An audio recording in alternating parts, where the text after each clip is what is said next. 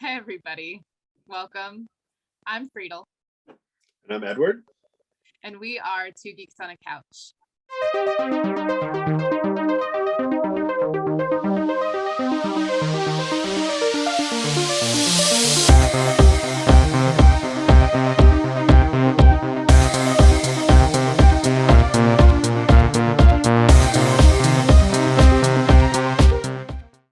Tonight, we are watching and reacting to another film that I've never seen. Shocker. Edward, what do we've got tonight? We are watching Us. Tonight we're going to watch Jordan Peele's follow-up to Get Out, simply called Us, starring Lupita Nyong'o in one of, horror's great performances. This was one of my favorite movies in recent years. I've seen it. I don't know how many times I've seen it. I've seen it a lot, but I love it. It's great. So I'm really excited for you to watch and react to this. You haven't seen it, and you haven't seen the trailer. You don't know anything. Nope. Okay. Yeah, I'm coming in tabula rasa. I loved Get Out. I thought Get Out was brilliant and mind-bending and is incredible social critique of how white supremacy can function and does function. Yes. So this is social critique on in a different direction, but I think that you'll find it to be just as powerful. Okay. I mean, I think Lupita Nyong'o's acting is stellar, and so I'm really looking forward to her performance. All right. Cool. Whenever you get that tone of voice, Edward, I'm like, oh God, it's the same. I'm learning. This is the same that's the same tone of voice you had when I was like, I think The Exorcist has some vomit in it, and you were like, we'll see. Like, I have a shit poker face. It's okay, me too. Friedel. Yes. Did you know that Jordan Peele gave homework to everybody in the cast so they'd all be on the same page and have the same shared language when filming? Their homework was to watch the following movie: Jaws, Dead Again, The Shining, The Babadook, It Follows, A Tale of Two Sisters, The Birds, Funny Games, Martyrs, Let the Right One In, and The Sixth Sense. I think we should adopt Jordan Peele's homework list as our own. We can do that. Some of those movies are super intense and super hard to watch, specifically Martyrs, off the top of my head. But we can add all of those to our list. Okay. Did you know, Edward, that olive oil ice cream is my favorite flavor of ice cream? I did not know that. Olive oil. If you're enjoying what Edward and I are doing on Two Geeks on a Couch, please go ahead, give us a subscribe, ring the notification bell, give us a like. We love hearing from all of you. Your comments are giving us such incredible fuel to keep this going. We love the community interaction. We love all of the different ideas that are being hashed out or talked about or brought up. We think it's amazing. We try to get back to each of you within 36 to 48 hours, give or take a little bit of hours. Yeah, we really appreciate it. And we're so excited to have you along for all of our side questing, main questing, etc. Let us know what you think. We look forward to more. So should we just dive right in? Yeah, absolutely. Let's do this. It's Hands Across America, a 4,000-mile-long chain of Good Samaritans standing hand in hand, from sea to shining sea. Let's go, pro. Oh, you could walk away with a prize from the second level, or you could keep going for a prize from... I'll give her nightmares. In trouble for winning. Russell, can you watch your daughter, please? I'm watching.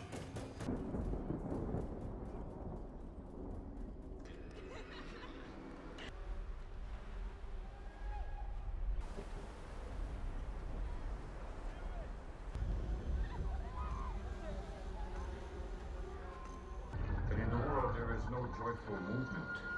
The world needs life.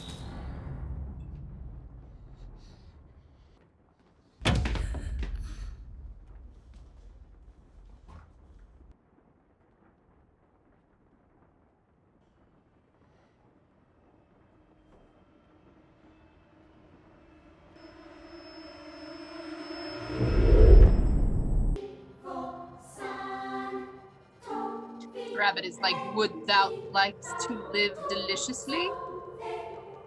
Whatever the quote is.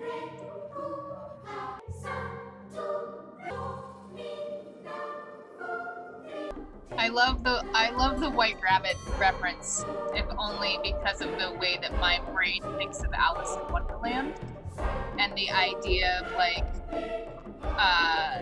stepping through the looking glass.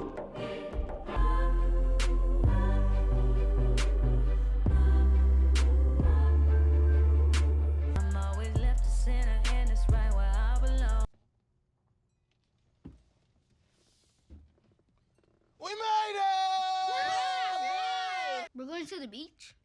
Yeah, What beach? Santa Cruz. That's right. What is it? Daddy is home.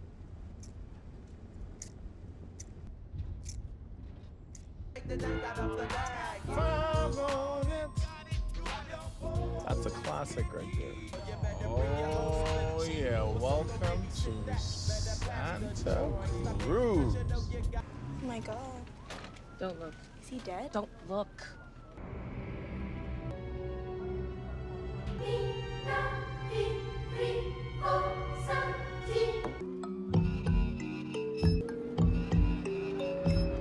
Want something? Got a full bar here. No, all good. You want thirds, huh? Thank you. Okay. Gotta get my wife her medicine. What do we say? I hate you? That medicine line is a reference to The Shining. It's been a while since I watched The Shining, but they reference it in Doctor Sleep too, when he calls the alcohol his medicine. Yes. Right. Yeah. And the bartender pours whiskey and tells him to take his medicine. Yes. Have you ever been to Santa Cruz or the boardwalk thing?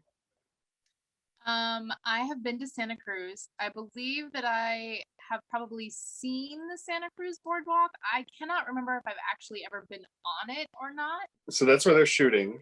It's also where Okay. they shot Lost Boys. Okay. Right. Right. So in the flashback sequence when she's a little girl and they're walking around on the boardwalk and her dad is playing games, her mother says they're shooting a movie over there if you want to go check it out. Maybe they made extras. She's referencing the Lost Boys. Yes. That's brilliant. Jeremiah 11:11. Therefore, thus saith the Lord, behold, I will bring evil upon them, which they shall not be able to escape. And though they shall cry unto me, I will not hearken unto them. That's nice. That's a nice, friendly Bible passage. I'm sure that means nothing at all in relation to the movie. No, nothing.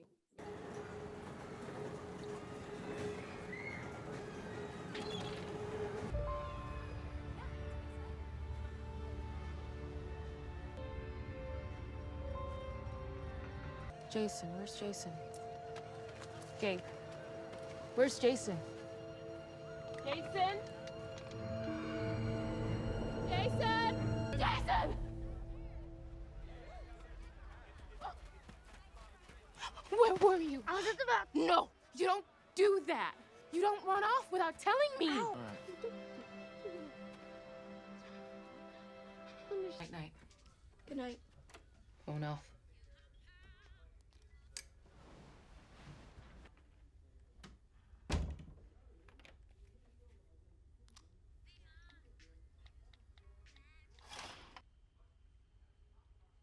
Mask off.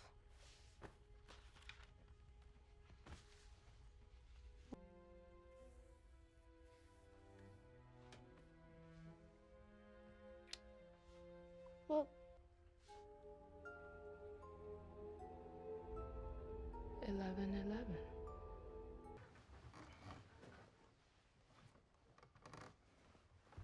feel like they need a bigger bed.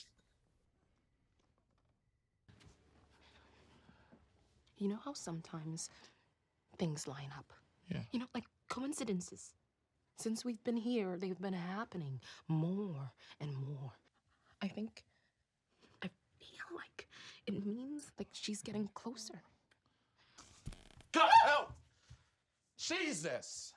Okay, we lost power. Go back to bed. There's a family in our driveway. Huh. Who is that? I'm gonna have a vacation and my whole family lost their goddamn minds. Okay, let's call the cops. I did. They're 14 minutes away. What? 14 minutes? Now, I thought I already done told y'all to get off my property. So if y'all want to get crazy, we can get crazy. Hey, hey, hey, hey, hey! Is the back door locked? My window's open. Sora, no! Gabe, Jason!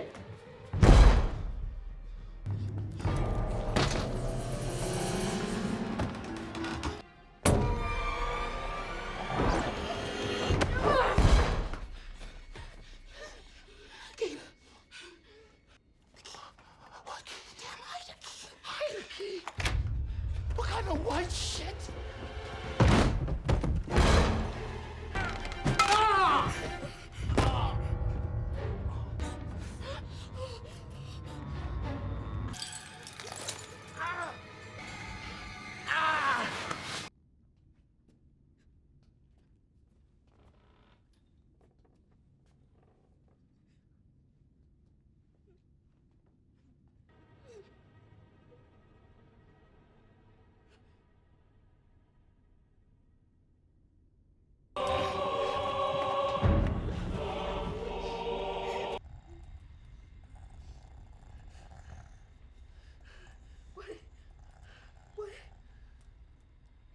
It's us.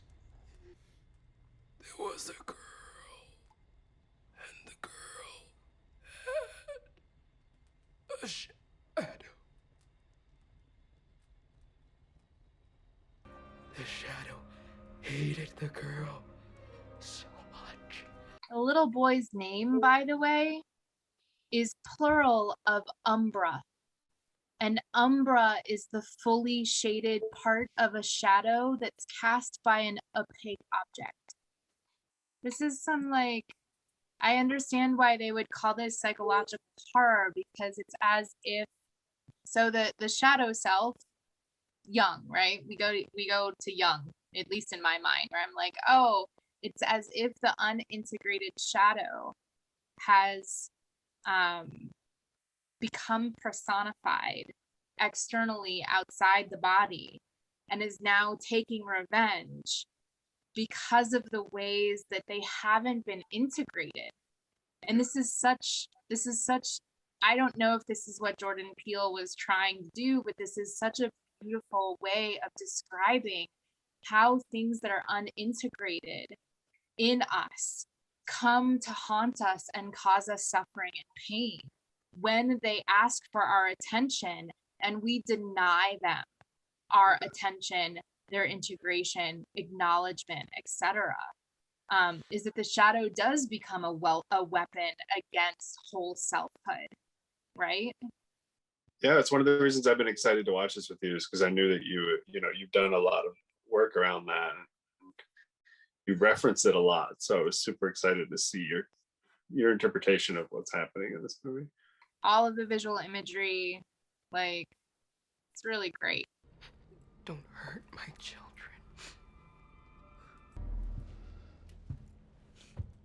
Get your hands off me.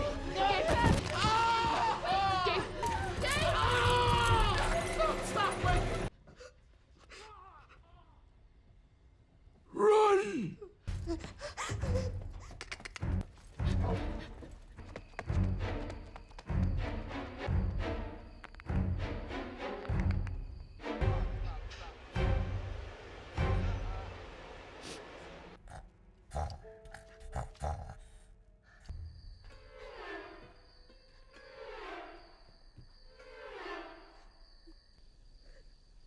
off my car!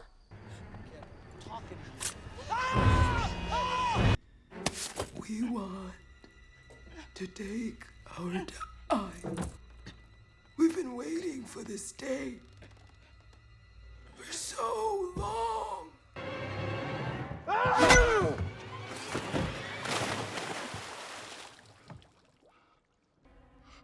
Everybody in that house just needs therapy. That's fair.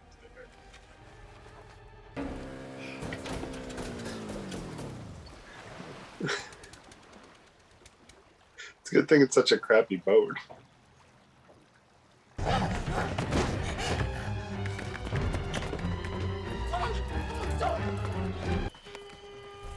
This way, come on, come on, come on, go!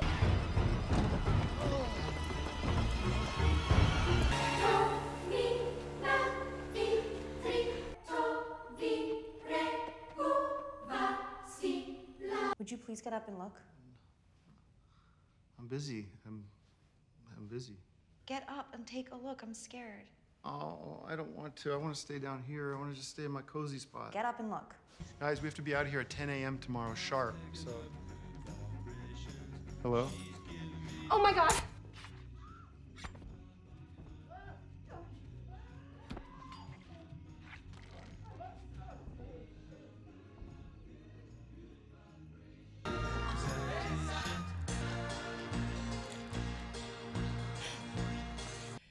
Ophelia, call the police. Sure. Playing Fuck the Police by NWA. Josh, we need your help.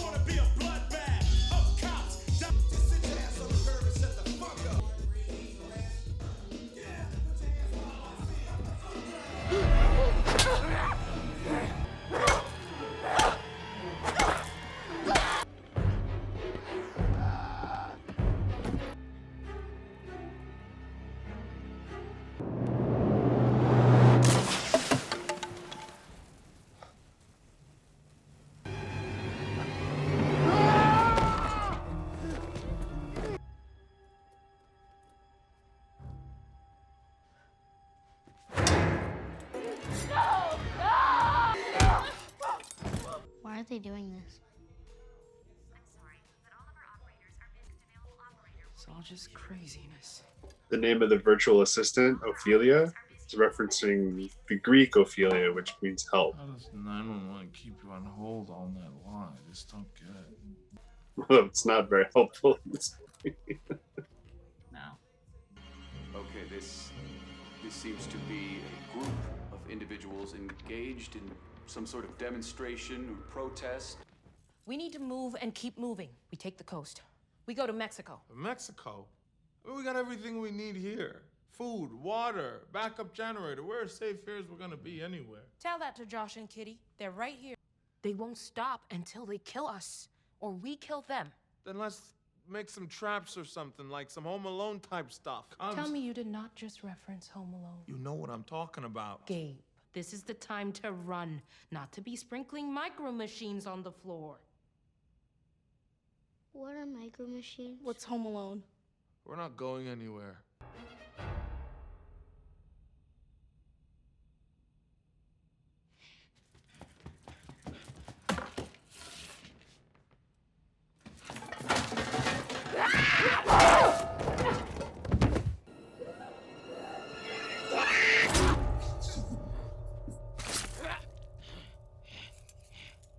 See some shit, seeing your mom do that. I have the highest kill count in the family. You don't have the highest kill count. I killed both twins. Wrong. I just killed the second one. I killed Kitty. So that's 1, 1, 1, and 2. I killed 2. I killed myself and Josh, so... So it doesn't matter. Zora, get in the back. No. I should put the windows up. Put the windows up. Put the windows up. It's my new favorite argument. I've got the highest kill count. You're gonna wanna...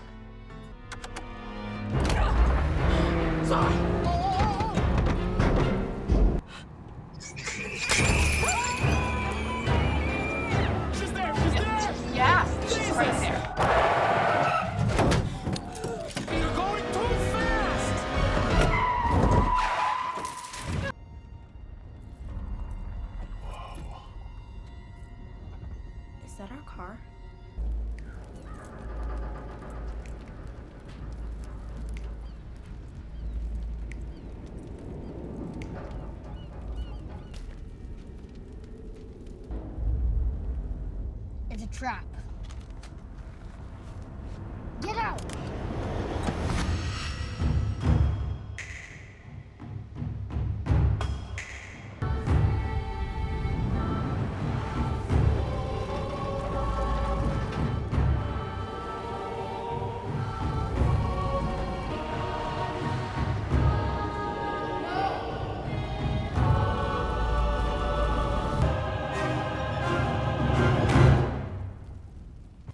Jason!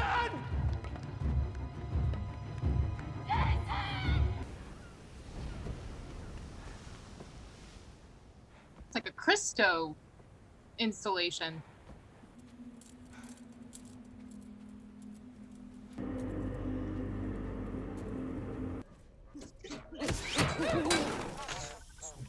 Fuck that owl.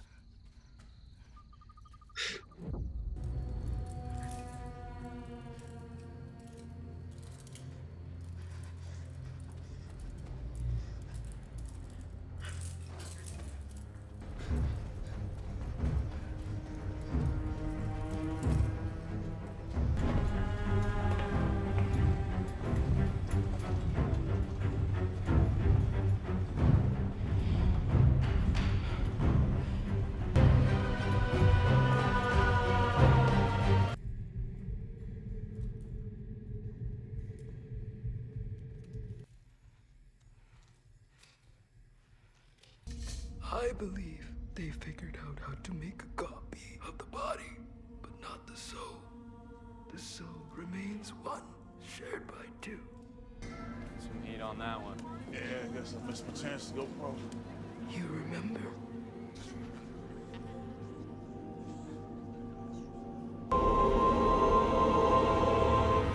I never stop thinking about you. How things could have been. It took years to plan.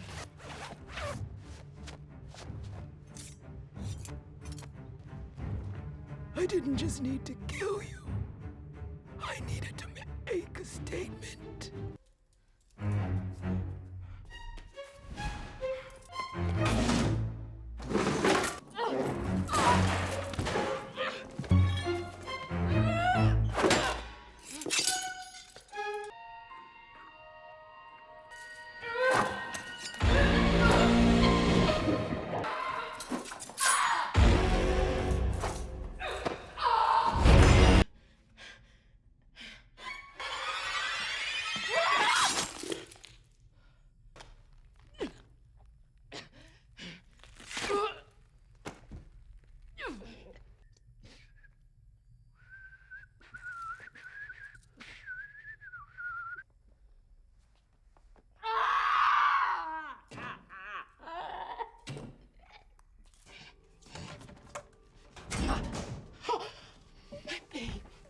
My baby.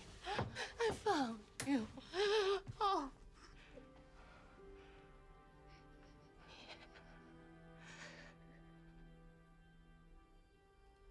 How do you come back after something like that?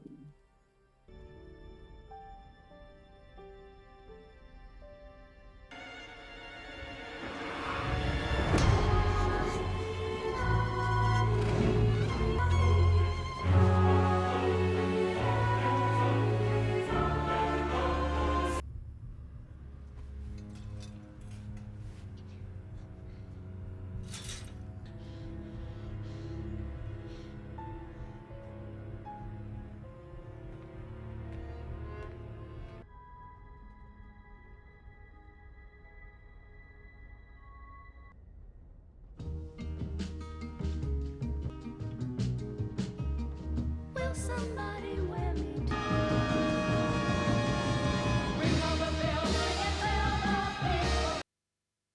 What a fascinating film.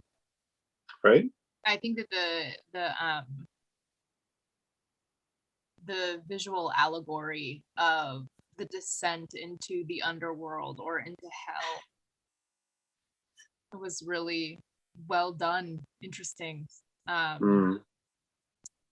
Because at the beginning of the film, there's this you read, right? Like there's all these miles of tunnels, and some of them we don't have We don't have any information about why they exist, what their utility is, etc. There's very much this like accusation that happens from the individual and the collective shadow of like, if you want to know why we're here, you need to point towards yourself in terms of who's created us, and very much like the underground that exists under America. Maybe I'm not saying that well enough. No, I think I understand what you're saying. I mean, there's a connection there between not just the shadow self of each individual, but there's also a social commentary about the poor, and even going as far as to showing one of them looking very, very much like a homeless person, or that all of them are in these red unisuits, sort of like prisoners. Right. And so so what you're saying is like, why are they there? Like, we created them as a society. I was really waiting to see like how are these ideas going to play out in terms of like how does the individual or the collective shadow get dealt with, and really I think what the way that the film ends is, at least for me in my body, this idea that like you can go ahead and kill the individual shadow, the collective shadow, and you still have not escaped the invitation towards integration. Because what's happening is that you're still perpetuating the cycles of trauma in yourself and in your family or in your community or in your society. Like you said, like in that scene where she's asking for the somatic reproduction or patterning that existed between herself and her son, that was about them being safe and okay, and he's reluctant to do it, right? And you say, how could anybody ever recover from that?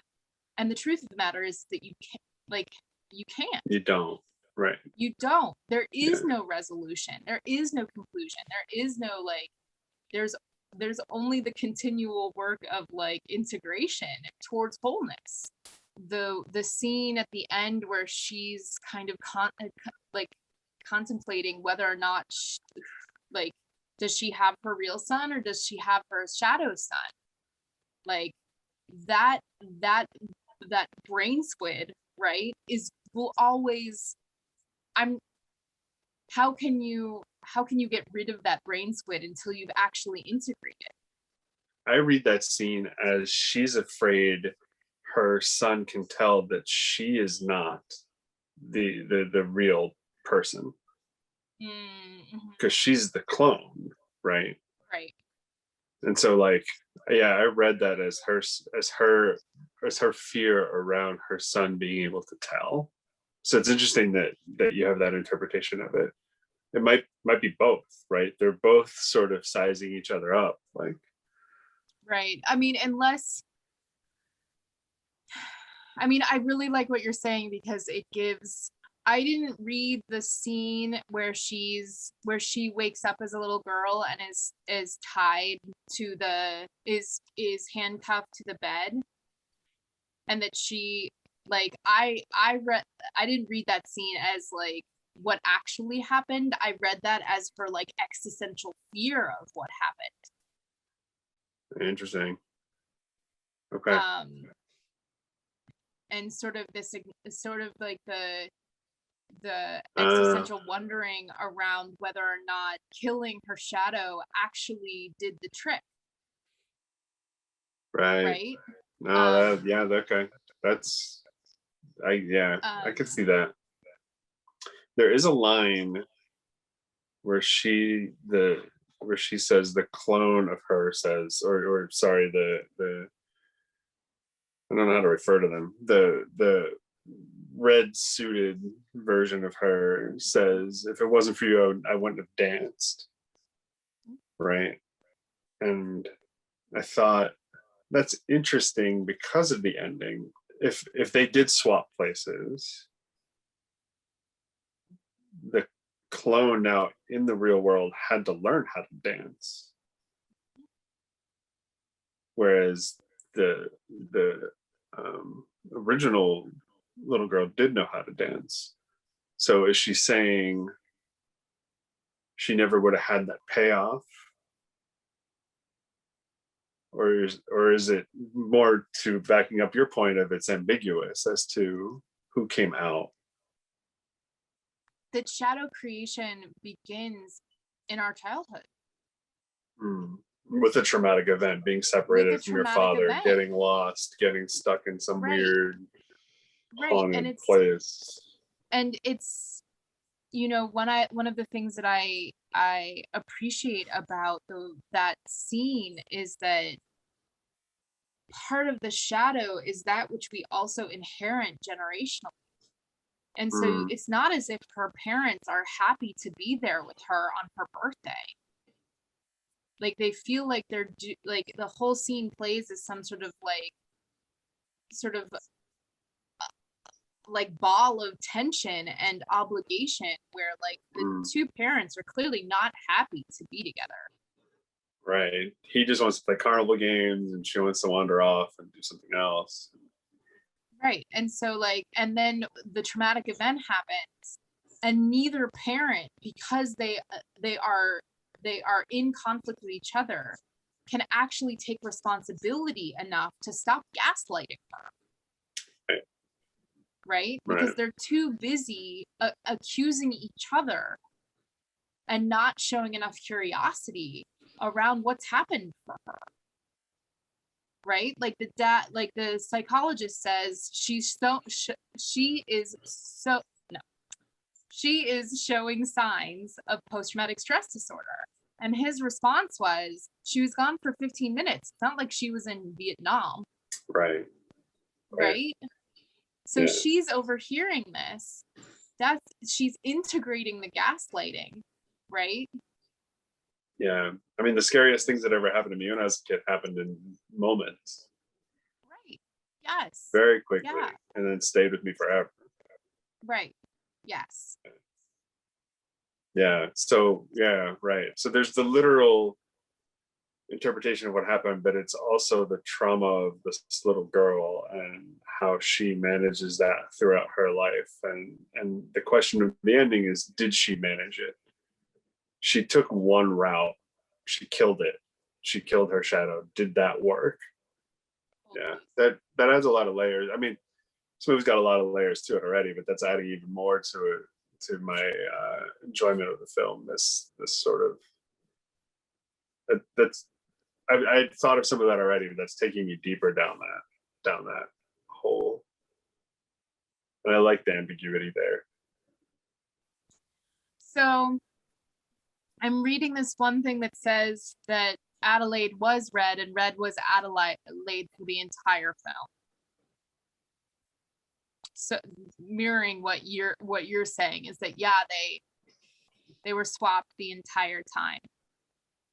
That's how I've always read it. I mean, every single time I've seen it, that's how I read it until this viewing where I was like, hang on, because how does that line play about dancing with what I know the end is, right? Or with what I know the reality of the film is. But then, I don't know. I mean, there is what is, and there's the evidence to support those things, and then there's your own personal experience of the film and how you read it. And I don't know that you can specifically say that your personal interpretation is wrong, even if that wasn't the intention of the filmmaker.